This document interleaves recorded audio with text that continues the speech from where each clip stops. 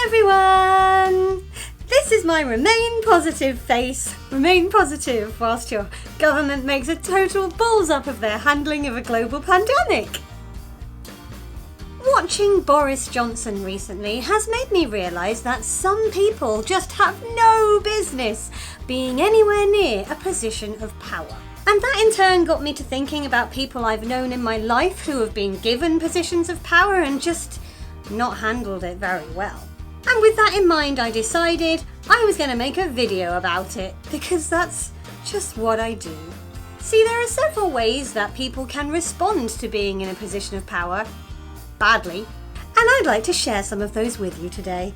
First of all, and obviously this isn't inspired by the Prime Minister or anything, but there are people who want the top job, they want the respect and the glory of having that title, but they don't actually want to do any of the work. Congratulations on your promotion. Oh, thanks. Don't worry, I promise to be one of those cool bosses you hear about.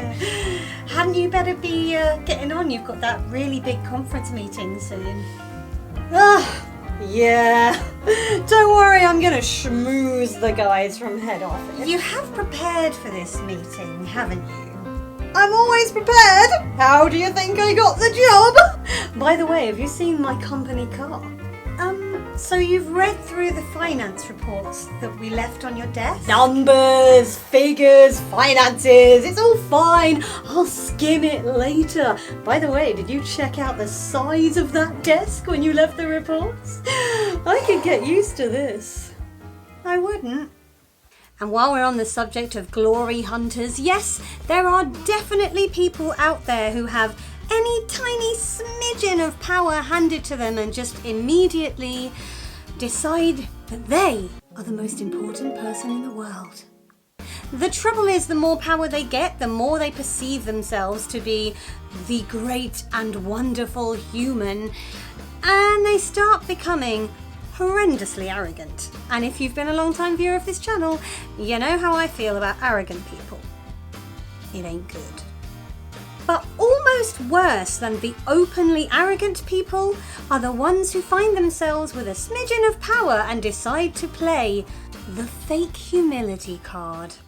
Oh wow, you guys! I can't believe you love me enough to want me to lead this really important project. Wow, I mean, your faith in my talent is so precious. It's so great that you guys appreciate my skills. I just knowing how much you admire me makes all my hard work worthwhile. Nauseating.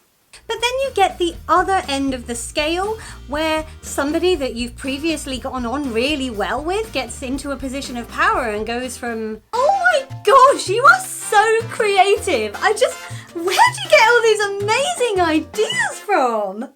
To, we're gonna do things my way because I'm in charge and you're gonna do what I tell you! Understand? Having been in this position a few times in my life, I can honestly say there are few things worse than having what you think is a good relationship with somebody and then them becoming somehow senior to you and you realizing they can't handle power. For example, let me tell you about a true story that occurred in my life where I went for a promotion at work. Now, this is a long time ago. I was mid-20s and now I'm very old. Now there were 3 people that went for this job. Me, a woman who bullied me at work, and someone I was really good friends with at work. But only 2 of those 3 people had the qualification you needed to get that promotion. Me and the bully. So what the interview committee decided was, to hell with the qualification, we'll give it to the other one. I tried to be really happy for my friend, even though childcare isn't really a profession that you want somebody unqualified being in a position of seniority, but who am I to say that? The trouble is, this person who got the job instantly went from being someone I was friends with to really not being. Suddenly, any decision I made, and I was room supervisor at the place I worked at the time, was overruled.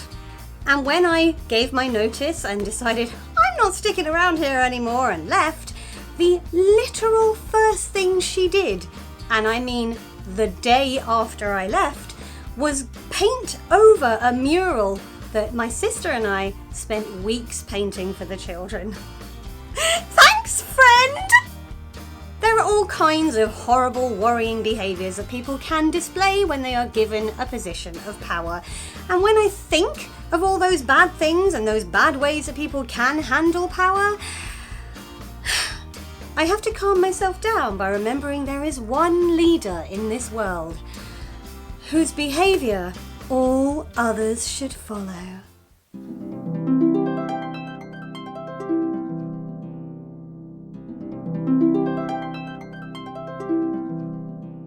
I guess the phrase is true, with great power comes great responsibility. And yes, I did just do finger guns, non-ironically.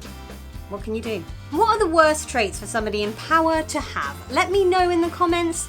Let's console ourselves over all the people in the world who do have huge amounts of power and really, really shouldn't. If you enjoy this video, feel free to give it a thumbs up. You can click on my floaty head if you'd like to subscribe, and you can go over here to see last week's video. I'm gonna go and avoid the news for a while. Speak to you next week. Bye!